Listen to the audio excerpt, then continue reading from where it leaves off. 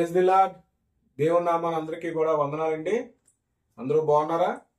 నేటి ఈ ఉదయకాల సమయంలో చాలా సంతోషంతో మరలా మనమందరం కూడా రక్షణ వాక్య కార్యక్రమం ద్వారా నిత్యము సంతోషముతో, ఆనందముతో, ప్రేమతో మొట్టమొదటగా మన రక్షకుడైన ప్రభు యేసుక్రీస్తు వారి నామములో మన దినమును ప్రారంభిస్తున్నాము. ఎంతో సంతోషంగా ఉందండి. ప్రతి ఒక్కరూ కూడా ఈ యొక్క కార్యక్రమంలో పాలుభాగస్తులై వారి యొక్క ఆధ్యాత్మిక జీవితాన్ని మరింతగా బలపరచాలని దేవుని నామాన్ని కోరుకుంటూ ముందుగా ప్రారంభపు ప్రార్థన. స్తోత్రం స్తోత్రం స్తోత్రం. పరిశుద్ధుడా మా ప్రియమైన మా రక్షకుడైన ప్రభు యేసుక్రీస్తు పరిశుద్ధాత్మ నామమునందు వందనాలు, స్తుతులు, స్తోత్రములు తండ్రి. నేటి దినము ఈ ఉదయంకాల సమయంలో ప్రభువా తండ్రి రక్షణ వాక్య కార్యక్రమం ద్వారా మీ అధికారము చేత ప్రభువా తండ్రి, మీ కృప చేత ప్రభువా తండ్రి మీరు ఆశీర్వదించబడి మీ చిత్తానుసారంగా ప్రభువా నాయన మా నిత్య జీవిత కాలంలో ప్రభువా తండ్రి మేమందరం కూడా ఈ ఉదయంకాల సమయంలో మీ యొక్క కృప చేత మీ వాక్యమును ప్రభువా తండ్రి నాయన మేము ధ్యానించుకొని మా అనుదిన క్రియలు ఎందుగాను మా మార్గములు ఎందుగాను ప్రభువా తండ్రి మేము సిద్ధపడుటకు గాను ప్రభువా తండ్రి మీ నామమును గణపరిచి బలపరచుటకై ప్రభువా ఈ ఉదయంకాల సమయంలో ప్రభువా మేమందరము కూడి ఉండి మిమ్మలను ప్రభువా తండ్రి నాయన ధ్యానించుటకే ఆశీర్వదించి దీవించి బలపరచండి ప్రభువా తండ్రి. ఈ యొక్క కార్యక్రమంలో పాలుభాగస్తులైనటువంటి సోదరుడు, సోదరిమణి, పెద్దలు, యవ్వనస్తులు ప్రతి ఒక్కరికి కూడా ప్రభు నామంలోని స్వస్థతలు ప్రభువా తండ్రి ఆశీర్వచనాలు కలిగించమని యేసుక్రీస్తు వారి పరిశుద్ధాత్మ నామమున అడిగి వేడుకొంచున్నాం తండ్రి. ఆమేన్. అందరికీ వందనాలండి. మరి గడిచిన దినములో మనం అందరం కూడా మత్తయి సువార్త 4వ అధ్యాయంని దేవుని కృప చేత మనము పూర్తి చేసుకోవడం జరిగింది. మరి నేటి ఈ దినము మత్తయి సువార్త 5వ అధ్యాయంని మనము 2 భాగాలుగా చేసుకున్నట్లయితే, ఎందుకనగా మత్తయి సువార్త అధ్యాయము 5వ అధ్యాయము 48 వచనములు కలిగి ఉండడం వల్ల దానిని మనం పరిపూర్ణంగా ధ్యానించుకోవాలి. కాబట్టి మత్తయి సువార్త 5వ అధ్యాయాన్ని 2 భాగాలుగా విడదీసి 1వ అధ్యాయం నుంచి 26వ అధ్యాయం వరకు ఒక భాగంగా, 26 నుంచి చివరి అధ్యాయం 48వ వచనం వరకు కూడా 2వ భాగంగా మనము దాన్ని ధ్యానించుకోవడానికి మనం సిద్ధపడదాం. మరి ఈ రోజు మనము ధ్యానంలోకి వెళ్ళేటప్పుడు మీరందరూ కూడా మీ దగ్గర ఉన్నటువంటి బైబిల్స్ అందరూ ఓపెన్ చేసి వాక్యమును ఇక్కడ నేను చదువుతున్నప్పుడు మీరు మీ యొక్క బైబిల్స్ని తీసి అక్కడ మీరు కూడా వాక్యములను మీరు చదువుకొని ధ్యానించుకొని దేవుని స్వరమును, దేవుని కృపను పొందేవారుగా ప్రతి ఒక్కరూ కూడా బైబిల్ని పాటించవలసిందిగా కోరుచున్నాను. మరి మన వాక్యంలోకి వెళ్లే ముందు మనం ముందుగా మత్తయి సువార్త 5వ అధ్యాయము 1వ వచనం నుంచి 26వ వచనములు బైబిల్ రీడింగ్ ద్వారా మనం తెలుసుకుందాము. ఆయన ఆ జన సమూహములను చూచి కొండ ఎక్కి కూర్చుండగా ఆయన శిష్యులు ఆయన యొద్దకు వచ్చిరి. అప్పుడు ఆయన నోరు తెరచి ఇలాగూ బోధింపసాగెను. 2వ వచనము, ఆత్మ విషయమై దీనులైన వారు ధన్యులు, పరలోక రాజ్యము వారిది. 4వ వచనము, దుఃఖపడు వారు ధన్యులు, వారు ఓదార్చబడుదురు. 5వ వచనము, సాత్వికులు ధన్యులు, వారు భూలోకమును స్వతంత్రించుకుందురు. 6వ వచనము, నీతి కొరకు ఆకలి దప్పులు గలవారు ధన్యులు, వారు తృప్తిపరచబడుదురు. 7వ వచనము, కనికారము గలవారు ధన్యులు, వారు కనికారము పొందుదురు. 8వ వచనము, హృదయ శుద్ధి గలవారు ధన్యులు, వారు దేవుని చూచెదరు. 9వ వచనము, సమాధానపరచువారు ధన్యులు, వారు దేవుని కుమారులు అనబడుదురు. 10వ వచనము, నీతి నిమిత్తము హింసింపబడేవారు ధన్యులు, పరలోక రాజ్యము వారిది. 11వ వచనము, నా నిమిత్తము జనులు మిమ్మును నిందించి హింసించి మీ మీద అబద్ధముగా చెడ్డ మాటలెల్ల పలుకున్నప్పుడు మీరు ధన్యులు. 12వ వచనము, సంతోషించి ఆనందించుడి, పరలోకమందు మీ ఫలము అధికమగును. ఈలాగున వారు మీకు పూర్వముందుండిన ప్రవక్తలను హింసించిరి. 13వ వచనము, మీరు లోకమునకు ఉప్పై ఉన్నారు. ఉప్పు నిస్సారమైతే అది దేని వలన సారము పొందును? అది బయట పారవేయబడి మనుష్యుల చేత త్రొక్కబడుటకే గాని మరి దేనికిని పనికిరాదు. 14వ వచనము, మీరు లోకమునకు వెలుగై ఉన్నారు. కొండ మీద నుండు పట్టణము మరుగై యుండనేరదు. 15వ వచనము, మనుష్యులు దీపము వెలిగించి కొంచెము క్రింద పెట్టరు, కానీ అది ఇంట నుండి వారందరికీ వెలిగించుటకే దీపస్తంభం మీదనే పెట్టెదరు. 16వ వచనము, మనుషులు మీ సత్క్రియలను చూచి పరలోకమందున్న మీ తండ్రిని మహిమపరిచినట్లు వారి ఎదుట మీ వెలుగును ప్రకాశింపనీయుడి. 17వ వచనము, ధర్మశాస్త్రమునైనను ప్రవక్తల వచనములనైనను కొట్టవేయవచ్చితినని తలంచవద్దు. నెరవేర్చుటకే గాని కొట్టివేయుటకు నేను రాలేదు. 18వ వచనము, ఆకాశమును భూమియు గతించిపోయిననే గాని ధర్మశాస్త్రముయు నెరవేరు వరకు దాని నుండి ఒక పొల్లైనను ఒక సున్నైనను తప్పిపోదని నిశ్చయముగా మీతో చెప్పుచున్నాను. 19వ వచనము, కాబట్టి ఈ ఆజ్ఞలలో మిగులు అల్పమైనది ఒకదానినైనను మీరి మనుషులకు అలాగు చేయు బోధించువాడెవడో వాడి పరలోక రాజ్యంలో మిగులు అల్పుడనబడును. అయితే వాటిని గైకొని బోధించువాడెవడో వాడు పరలోక రాజ్యములో గొప్పవాడనబడును. 20వ వచనము, శాస్త్రుల నీతి కంటెను పరిసయ్యుల నీతి కంటెను మీ నీతి అధికము కాని ఎడల మీరు పరలోక రాజ్యంలో ప్రవేశింపనేరని మీతో చెప్పుచున్నాను. 21వ వచనము, నరహత్య చెయ్యవద్దు. నరహత్య చెయ్యువాడు విమర్శకు లోనగునని పూర్వీకులతో చెప్పబడిన మాట మీరు విన్నారు కదా. నేను మీతో చెప్పినదేమనగా, తన సహోదరుని మీద కోపపడి ప్రతివాడు విమర్శనకు లోనగును. తన సహోదరుని చూచి వ్యర్థుడా అని చెప్పువాడు మహాసభకు లోనగును. ద్రోహి అని చెప్పువాడు నరకాగ్నికి లోనగును.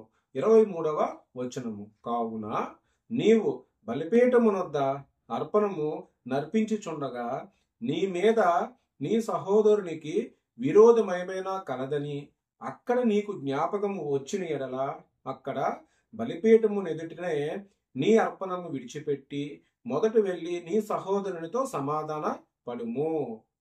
అటు తరువాత వచ్చి నీ అర్పణమును నర్పింపుము. 25వ వచనము, నీ ప్రతివాదితో నీవు త్రోవలో ఉండగానే త్వరగా వానితో సమాధానము పడుము. లేని ఎడల ఒకవేళ నీ ప్రతివాది నిన్ను న్యాయాధిపతికి అప్పగించును, న్యాయాధిపతి నిన్ను బంట్రోతుకు అప్పగించను, అంతటా నీవు చెరసాలలో వేయబడుదువు. 26వ వచనము, కడపటి కాసు చెల్లించే వరకు అక్కడి నుండి నీవు వెలుపులకు రావని నీతో నిశ్చయముగా చెప్పుచున్నాను. దేవుని నామాన స్తోత్రమండి.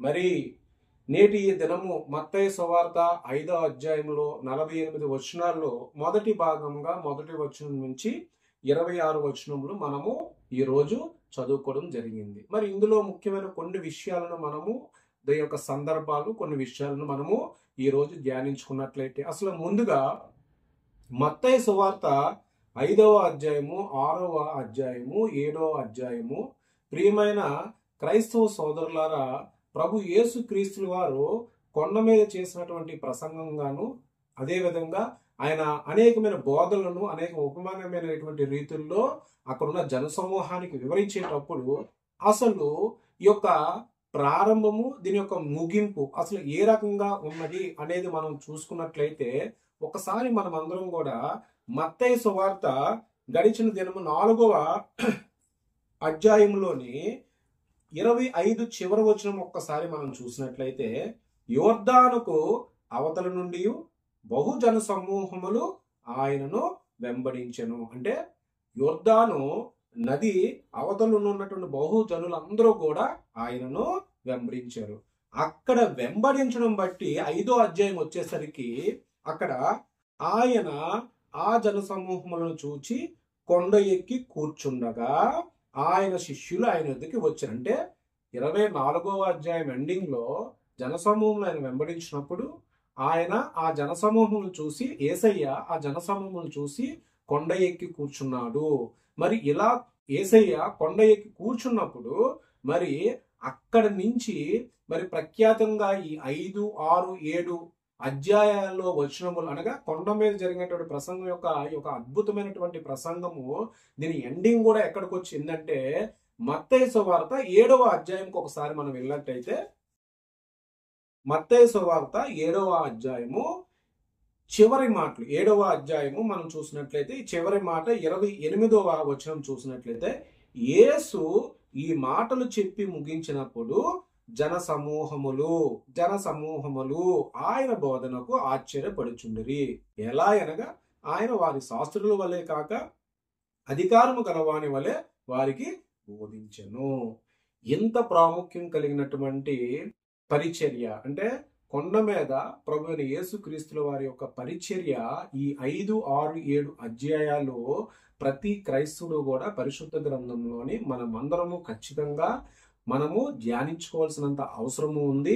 రెండోది కొండ మీద ప్రసంగం, మొట్టమొదటి ప్రసంగం ప్రభు యేసుక్రీస్తుల వారు జనులను ఉద్దేశించి తెలియజేసినటువంటి మాటలు ఈ రోజు మనము ధ్యానించుకున్నాము. అందులో మరి 5వ అధ్యాయంలో మొదటి 26 వచనాల్లోని జరిగినటువంటి ఆ యొక్క మాటలని మనం కొన్ని డిస్కషన్ చేసుకుందాము. అవి ఏమనగా మొట్టమొదటిగా ఇక్కడ చూసినట్లయితే ధన్యతలు. ప్రభు అయిన యేసుక్రీస్తుల వారు మానవునికి సంబంధించినటువంటి కొన్ని ధన్యతలు ఆయన చాలా క్లుప్తంగా ప్రసంగంలో మనకి తెలియజేయడం జరిగింది. అవి ఏంటనంటే మొట్టమొదటిది ఆత్మ విషయమై దీనులైన వారు ధన్యులు, పరలోక రాజ్యము వారిది. ఏంటి ఆత్మ విషయమై దీనులైన వారు అంటే ఏమనుకోవచ్చు మనము అనేది మనకి ఒక ఆలోచన ఉండొచ్చు. ఆత్మ విషయమైన దీనులైన వారు అనగా మనకున్న ఐశ్వర్యమును గాని, మనకున్నటువంటి ధనాన్ని కానీ, మనకున్నటువంటి డబ్బును కానీ, మనకున్నటువంటి సకల భోగాలను మనం చూసుకొని మనము దేవుడి దగ్గరికి వచ్చేటువంటి దాన్ని మన దీనత్వం అనరు. మన ఆత్మ దీనత్వం కలిగి ఉండి సమస్తాన్ని విడిచిపెట్టి ఎవరైతే ఏమి ఉన్నా కూడా ప్రభు అయిన యేసుక్రీస్తుల వారు ఆయన ఇచ్చినటువంటి ఈ సృష్టిలో ప్రతిదీ ఆయన తర్వాతే అని ఎవరైతే ప్రతి ఒక్కరూ భావించి సమస్తాన్ని విడిచిపెట్టి ఆత్మ దారిద్ర్యాన్ని కలిగి ఉన్నటువంటి ఎవరైనా సరే అటువంటి వారు ఏమవుతారట? పరలోక రాజ్యము వారిది. తర్వాత రెండవది వచ్చేసరికల్లా దుఃఖపడివారు ధన్యులు, వారు ఓదార్చబడుదురు. మరి దుఃఖపడివారు ధన్యులు అనగా మనకి ప్రభు యేసుక్రీస్తుల వారు అంగులార్చుట, రోదన చెయ్యుట అనే కొన్ని అంశాలు ఆయన చెప్పినప్పుడు అది ఏ సమయంలో రోధించాలి, ఏ సమయంలో అంగుళార్పణ చెయ్యాలి అని అంటే ప్రతి ఒక్కరు వారి యొక్క శోధన జీవితాన్ని పొందినప్పుడు వారి యొక్క శోధన జీవితంలోని ప్రభు అయిన యేసుక్రీస్తుల వారి దగ్గర వారి యొక్క కన్నీటి ప్రార్థన ద్వారా ఎవరైతే దుఃఖముతో వారు ప్రార్థించి వారి కన్నీటిని విడుదల చేస్తుంటారో వారందరూ కూడా ఏమవుతారట? ఓదార్చబడుదురు. దుఃఖపడి వారు ధన్యులు, వారు ఓదార్చబడుదురు. అంటే ఇక్కడ ఎవరైతే ప్రభు యేసుక్రీస్తుల వారిని నమ్మి వారి యొక్క దుఃఖాన్ని ఆయన ముందు వ్యక్తపరుస్తారో, మనుషులను కాకుండా ఇతరటువంటి విషయాల పట్ల ఆధారపడేటువంటి మనుషుల మీద కాకుండా డైరెక్ట్ గా ప్రభు యేసుక్రీస్తుల వారి దగ్గర దుఃఖపడేవారు ధన్యులు అనే ఒక విషయాన్ని వారు ఓదార్చబడతారనే విషయాన్ని మనం ఇక్కడ చూడొచ్చు. ఆ తర్వాత సాత్వికులు ధన్యులు, వారు భూలోకమును స్వతంత్రించుకుందరు. ఈ రకంగా చూస్తే సాత్వికులు అంటే నాన్ వైలెన్స్ ఉన్నటువంటి విషయాలు. ఇందులో ప్రప్రదంగా మనం గమనించినట్లయితే మన యొక్క జాతిపిత మహాత్మా గాంధీ గారు దీన్ని చాలా ఆదర్శంగా తీసుకున్నటువంటి ఒక వ్యక్తి. ఏదైనా సరే అహింసా మార్గంలో వెళ్ళేటప్పుడు ఎంత సాత్వికతని కలిగి ఉండాలనేది ఆయన బైబిల్లో చూసి నేర్చుకున్నారనేది మన యొక్క చరిత్రకారులు చెప్పినటువంటి గొప్ప విషయము. ఆయన చెప్పినటువంటి ఒక మాట ఏంటంటే ఆయన అన్యుడు కావచ్చు, లేదు క్రైస్తవుడు కావచ్చు, ఎవరైనా కావచ్చు, బైబిల్లో ఉన్నటువంటి మత్తయి సువార్తలో 5, 6, 7 వచనాలు ప్రతి మానవుడు కూడా తెలుసుకున్నట్లయితే సాత్వికతమైన జీవితం ఏ రకంగా ఉంటుంది అనే గొప్ప విశ్లేషణాత్మకంగా అనుభవం పొందినటువంటి వ్యక్తి మన జాతిపిత పితామహుడు మహాత్మా గాంధీ గారు. అటువంటిది సాత్వికత యొక్క గొప్పతనాన్ని గురించి చెప్పడము, అటువంటి సాత్వికతను కలిగి ఉన్నవారు వారు స్వతంత్రులు. అంటే వారు ఏంటి? భూలోకమును స్వతంత్రించుకుందురు. అదేవిధంగా నీతి కొరకు ఆకలి దప్పులు గలవారు ధన్యులు, వారు తృప్తిపరచబడుదురు. నీతి కొరకు ఆకలి దప్పులు గలవారు అంటే ఒక నీతి కలిగినటువంటి ఒక వ్యక్తి సమస్తమును కోల్పోయి ఆ సమయంలో ఆయన తన యొక్క శరీరాన్ని కానీ తన యొక్క ఆహారాన్ని కానీ ఆయన ఏదైతే నష్టపోయి ఉన్నాడో వారు నీతి కొరకు ఎవరైతే నష్టపోయి ఉంటారో వారిని ప్రభువైన యేసుక్రీస్తుల వారిని తృప్తిపరచెదరు. వారు ఏమవుతారట? ధన్యులు, వారు తృప్తిపరచబడుదురు. అదేవిధంగా కనికారం గలవారు ధన్యులు, వారు కనికారము పొందుదురు. కనికారం గలవారు ధన్యులు అంటే మరి ముఖ్యంగా మనము ఎవరి మీద అయితే దయాగుణాన్ని కలిగి ఉంటామో అదే విధంగా వారు కూడా మన మీద అదే దయాగుణాన్ని కలిగి ఉండడం వల్ల మనము కనికారము చూపిన వారము అవుతాము. అటువంటి కనికారము చూపిన వారు కూడా కనికారము పొందుదురు.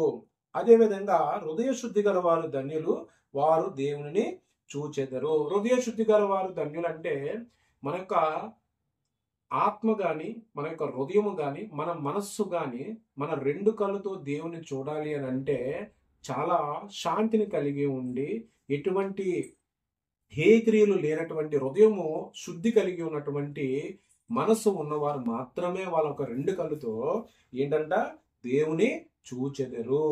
తర్వాత సమాధాన పరిచేవారు ధన్యులు, వారు దేవుని కుమారులు అనబడదురు. సమాధాన పరిచేవారు ధన్యులు అంటే ఇది చాలా మంచి వాక్యం. ఈ రోజుల్లో ఎక్కడైనా ఒక గుంపులో కానీ లేదు నీ సంఘంలో కానీ లేదు నీ కుటుంబంలో కానీ ఎవరైనా వ్యక్తులు నువ్వు గొడవ పడుతున్నా నీ ముందు ఎవరైనా గొడవ పడుతున్నా వారిని సమాధాన పరిచేటువంటి వ్యక్తిత్వం కలిగి ఉన్న ప్రతి ఒక్కరూ కూడా వారు దేవుని కుమారులు అనబడుదురు. ఈ రోజుల్లోనే చాలా మంది ఏంటంటే లేనిపోయిన మాటలు అక్కడ చెప్పుకుంటూ ప్రతిగా ఈ జీవిత కాలంలోనే ఎవరైనా ఆ విధంగా ఉన్నట్లయితే అటువంటి జీవితాలకు ఒక సమాధానాన్ని ఎవరైతే కలుపు చేస్తారో అటువంటి జీవితాలకు ఒక సమాధానాన్ని ఏర్పరిచి తిరిగి మరలా వారు క్రైస్తవ్యం కలిగి ఉంటారో అటువంటి వారు ఏమవుతారట? వారిని దేవుని కుమారులు అనబడుదురు. మరొక విషయం, నీతి నిమిత్తము హింసింపబడి వారు ధన్యులు, పరలోక రాజ్యము వారిది. ఇక్కడేమో నీతి కొరకు ఆకలి దప్పులు కొనవారు ధన్యులు, వారు తృప్తిపరచబడుదురు. ఇక్కడ వచ్చేసరికి నీతి నిమిత్తము హింసింపబడి వారు ధన్యులు, పరలోక రాజ్యము వారిది. అదేవిధంగా పరలోక రాజ్యము వారిది అన్నప్పుడు నీతి నిమిత్తం హింసింపబడి వారు అనగా ఏదైతే నీతిని కలిగి ఉండి ఏదైతే ఆ నీతి మీద నిలబడిన వారు ఎట్టి పరిస్థితుల్లో ఒకవేళ హింసకు గురైనట్టయితే వారి మరణానికి గురైనట్టయితే వారిది పరలోక రాజ్యము వారిది అని ఆయన ప్రభువైన యేసయ్య మనకి సెలవిచ్చి ఉన్నారు. మరి అదే విధంగా ఇది ఒక మంచి వచనము. నా నిమిత్తము జనులు మిమ్మల్ని నిందించి హింసించి మీ మీద అబద్ధముగా చెడమాటలలో పలుకున్నప్పుడు మీరు ధన్యులు. అంటే ఎంత గొప్ప విషయం ఉందనండి. ప్రభువైన యేసుక్రీస్తుల వారి గురించి మనము ఏదైతే ఆయన సేవా మార్గాన్ని కలిగి ఉండడానికి కానీ ఆయన వాక్కును ప్రచురించడానికి కానీ ఆయన గురించి మన సువార్త చేస్తున్న సమయంలోనే మనము మానవులుగా ఎటువంటి హాని కలిగిన ఇతరుల నుంచి అటువంటి వారికి ప్రభువైన యేసుక్రీస్తుల వారు చెప్తున్నటువంటి మాట ఏంటి అంటే సంతోషించి ఆనందించుడి, పరలోకమందు మీ ఫలము అధికమగును, ఈలాగున వారు మీకు పూర్వమందు ప్రవక్తలను హింసించితిరి. మరొక విషయం ఇక్కడ మనం గమనించినట్లయితే 1వ అధ్యాయం నుంచి మనం 12వ అధ్యాయం వరకు మానవునికి ఏ రకమైన ధన్యతలు కలిగి ఉంటాయి అనే విషయాన్ని యేసయ్య కొండ మీద ప్రసంగంలో మొట్టమొదటిగా తెలియజేశారు.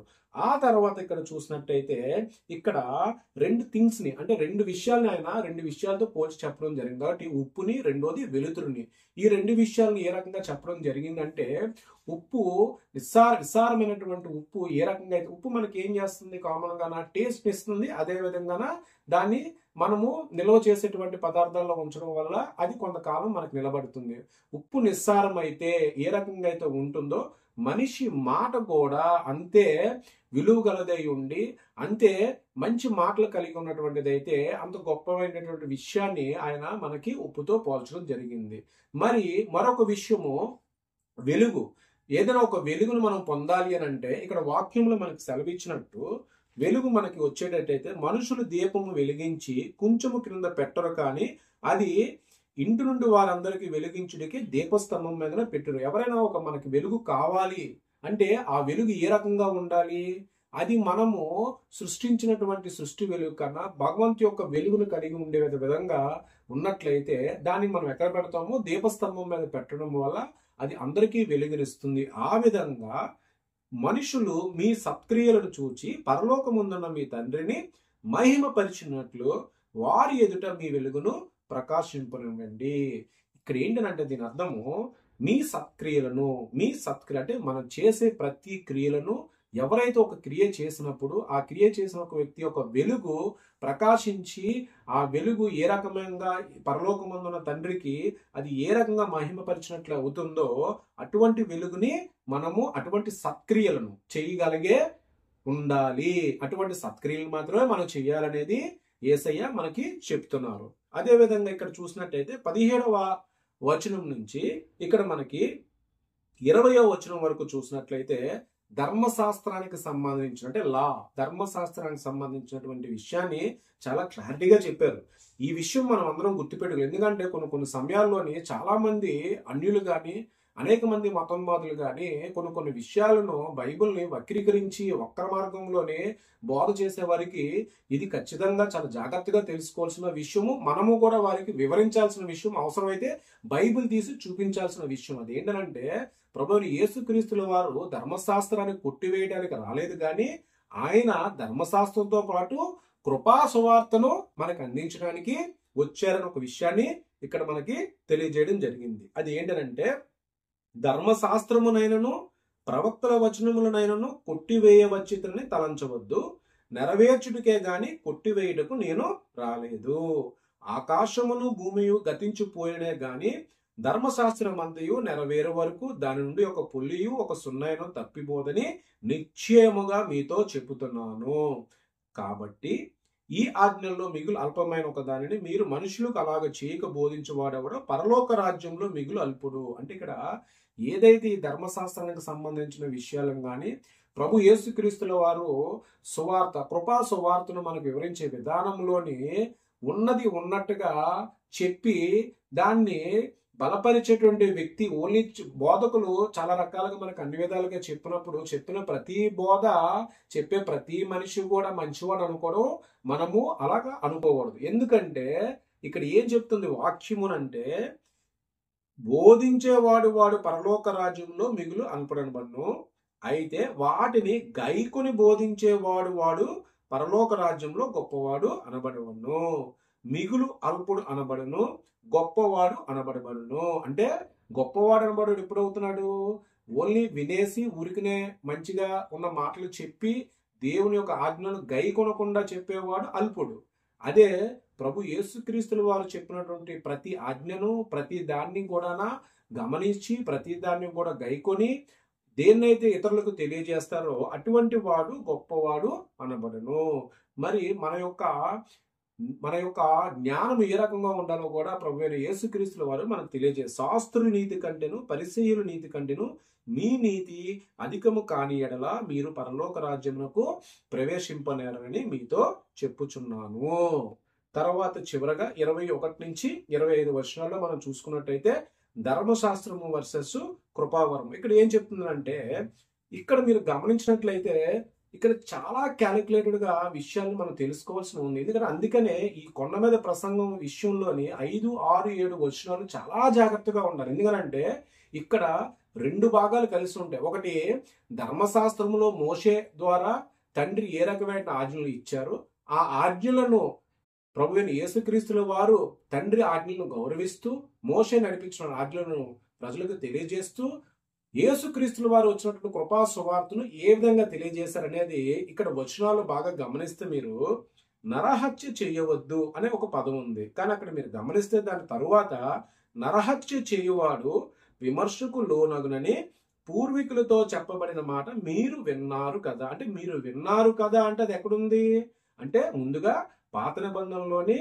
తండ్రి చేత మోషేకి ఆజ్ఞలను తెలియజేసినప్పుడు ఖచ్చితంగా అక్కడ ఉంది. ఆ తర్వాత ఇక్కడ చూసారు మీరు నేను మీతో చెప్పినది ఏమనగా అంటే ఇక్కడ వచ్చేసరికి ఏంటి ప్రభు అయిన యేసుక్రీస్తుల వారు కృపా సువార్తతోని దానిని గౌరవిస్తూ ఆయన ఏం చెప్పారు అది కొండ మీద ప్రసంగంలో ఇక్కడ నుంచి మనం గమనించాల్సినటువంటి విషయం. ఇప్పుడు మనం చూసినట్టయితే నేను మీతో చెప్పినది ఏమనగా తన సహోదరుని మీద కోపపడు ప్రతివాడు విమర్శనకు లోనగును, తన సహోదరుని చూచి వ్యర్థుడు అని చెప్పువాడు మహాసభకు లోనగును, ద్రోహి అని చెప్పువాడు నరకాగ్నికి లోనగును. అంటే అక్కడ ఏంటి, ఒక సహోదరుడు అంటే వారి యొక్క కుటుంబంలో సహోదరుడు అవ్వచ్చు, వారి యొక్క సంఘంలో సహోదరుడు అవ్వచ్చు, లేదు వారి ఇరుగు పొరుగులో ఉన్నటువంటి సహోదరుడు ఎవరైనా కానీ కావచ్చు. ఆ వ్యక్తి మీద మనం కోపపడి ఆయనని వ్యర్థుడన్నా ఆయన ద్రోహి అన్నా మనం ఎక్కడికి పోతామంట, నరకాగ్నిలోకి వెళ్ళిపోవడము. మరి దీనిని మనం ఏ రకంగా ఎదుర్కోవాలి అనేది కూడా దేవుడు మనకి ఆ తర్వాత వచనాల్లో మనం చెప్పడం జరిగింది. కావున నీవు బలిపీఠమునందు అర్పణము నర్పించుచుండగా నీ మీద నీ సహోదరునికి విరోధమైన కలదని అక్కడ నీ జ్ఞాపకం వచ్చినల్లా. ఎప్పుడైనా సరే మనం బలిపీఠం దగ్గరికి వెళ్ళి మనం ఏమైనా అర్పణలు అర్పిస్తున్న సమయంలోనే నీకు ఇటువంటి నీ జ్ఞానానికి అటువంటి ఆలోచన వచ్చినట్టే వెంటనే నువ్వు బలిపీఠం మీద అర్పణలను విడిచిపెట్టి నీ సహోదరునితో వెళ్ళి నువ్వు సమాధానము పడుము. ఎందుకంటే ఇక్కడ మనకు వాక్యం ఏం చెప్తుంది, సమాధాన పరచువారు ధన్యులు, వారు దేవుని కుమారులు. ఏ ఒక్క వ్యక్తి అయితే క్రైస్తత్వంలో సమాధానాన్ని పరిచే అవకాశం ఉన్నప్పుడల్లా వినియోగించుకొని దాన్ని ఎవరైతే సద్వినియోగం చూస్తారో వారిని దేవుని కుమారులు అంటారు. ఒకవేళ అక్కడ మనం గమనించినట్లయితే వెళ్ళి మీ సోదరునితో సమాధానము పడుము, అటు తర్వాత వచ్చి తిరిగి మరలా అర్పణమును అర్పించుము. చివరగా 25-26 వచనాల్లో తర్వాత చూస్తే నీ ప్రతివాదితో నువ్వు త్రోవలో ఉండగానే త్వరగా వానితో సమాధానము పడుము. మళ్ళీ రెండోసారి కూడా చెప్తున్నారు. ఎక్కడ చెప్తున్నారు? ప్రతివాది అంటే ఎవరు? మన శత్రువు కావచ్చు, లేదు మనం తప్పుగా అర్థం చేసుకున్న వారు కావచ్చు, లేదు మన కుటుంబంలో ఎవరో ఒకరు మన మీద అన్యాయంగా మాట్లాడిన వ్యక్తులు కావచ్చు. ఇటువంటి వ్యక్తులు ఎవరు ఉన్నా కూడా లేని ఎడలో ఒకవేళ నీ ప్రతివాది నిన్ను న్యాయాధిపతికి అప్పగించు. ఎందుకనంటే మనం త్వరగా వెళ్ళి ఆ వ్యక్తితో సమాధానం పడకపోతే ఈ రోజుల్లో ఏదైనా ఒక కుటుంబ సమస్య వచ్చినప్పుడు లేదా ఒక సంఘ సమస్య వచ్చినప్పుడు సమాధానం పడకుండా పోలీస్ స్టేషన్కి వెళ్దాము, లేదంటే ఈ క్రియ చేద్దాము, లేదంటే ఇటువంటి చర్యలు తీసుకుందామన్న ఆలోచన ప్రభువైన యేసుక్రీస్తుల వారు దానిని ఇష్టపడేటువంటి వ్యక్తి కాదు. ఎందుకనంటే ప్రభు యేసుక్రీస్తుల వారు శాంతిని కలిగి ఉండి శాంతియుతంగా ప్రతి విషయంలో కూడా క్రైస్తవ బిడ్డలుగా మనం అందరం కూడా సమాధానం పడిన వారముగా గొప్పవారుగా ఉండాలనేది యేసయ్య యొక్క ప్రథమంగా మనకి బోధించేటువంటి బోధనలో ఒక బోధ. కాబట్టి మనము ఏ రకమైన సమస్య వచ్చినా కూడా మొట్టమొదటిగా సమాధానం పడాలి అనేది ప్రభువైన యేసుక్రీస్తుల వారు మనకు తెలియజేసినటువంటి గొప్ప విషయము. ఒకవేళ మనము సమాధానం పడలేని పక్షంలో ఏం జరుగుతుందట, కడపట కాసు చెల్లించే వరకు అక్కడ నుండి నీ వెలుపలికి రానే రావని నీతో నిశ్చయముగా చెప్పుచున్నాను. కాబట్టి మనము చెరసాలలోకి కానీ న్యాయాధిపతులకు కానీ మనం అప్పచెప్పకుండా ఉండాలంటే మనమందరము కూడా విషయాన్ని బట్టి మనం సమాధానం పొందాలి. మరి ఈరోజు మత్తయి సువార్త 5వ అధ్యాయములో మొదటి భాగంలో మొదటి వచనం నుంచి మనం ఈరోజు 26 వచనముల వరకు కూడా ప్రభు యేసుక్రీస్తుల వారు కొండ మీద ప్రారంభించినటువంటి ప్రసంగంలో మొదటి విషయాన్ని మనం తెలుసుకున్నాం. మరి ప్రియమైన సోదరీమణుడా, మరి ఈ రోజుల్లో మనము ఈ యొక్క కొండ మీద పరిచర్ని ప్రభు యేసుక్రీస్తుల వారు యేసయ్య మనల్ని ఉద్దేశించి చెప్పినటువంటి ఈ ధన్యతల విషయంలో కానీ, లేదు సమాధాన పడు విషయంలో కానీ, ధర్మశాస్త్రము కృపా సువార్తలు కలిగి ఉన్నటువంటి విషయాలను ప్రభు యేసుక్రీస్తుల వారు పాటించిన విధంగా నా జీవితంలో కూడా మనమందరం కూడా పాటించినట్లయితే మనమందరం కూడా దేవుని కుమారులుగా మనము పరలోక రాజ్యంలో మన స్థానము పదిలంగా ఉంటుంది అనే ఒక విషయాన్ని మనం అందరం కూడా ఖచ్చితంగా తెలుసుకోవాలి. మరి ఈ రోజు మనం ధ్యానించుకున్నటువంటి ఈ యొక్క మత్తయి సువార్తలో 5వ అధ్యాయము మొదటి భాగంలోని మొదటి వచనం నుంచి 26 వచనములను ధ్యానించుకున్నాము. మరి ప్రియ సోదరిమణి, ప్రతిరోజు మరి ఈ బైబిల్ రీడింగ్ కార్యక్రమంలో మీరందరూ కూడా పాలిభాగస్తులు అవుతున్నారని చాలా సంతోషము. మరి అదే విధంగా నిత్యము ఉదయకాల సమయము, మధ్యాహ్నం కాల సమయము, ఈ సాయంకాల సమయాలలో కూడా మీకు సమయము కుదిరినప్పుడల్లా మీ వ్యక్తిగత ప్రార్థనలో మీరు అందరూ కూడా కుటుంబ ప్రార్థనలో బలపడాలని, మీరందరూ కూడా దేవుని నామాన్ని ప్రతిరోజు కూడా సమయాన్ని బట్టి ధ్యానించుకుంటూ మీ యొక్క జీవిత కాలంలో, మీ ఆయుష్ కాలంలోనే మీరు దేవుని విడిచిపెట్టుకు ఉండాలని మన యొక్క రక్షణ వాక్య కార్యక్రమం ద్వారా మేము మనస్ఫూర్తిగా కోరుకోవడం జరుగుతుంది. మరి తలలు ఉంచుకున్నట్లయితే మనం ప్రార్థన చేసుకుందాం. స్తోత్రం యేసయ్యా, స్తోత్రం నాయన.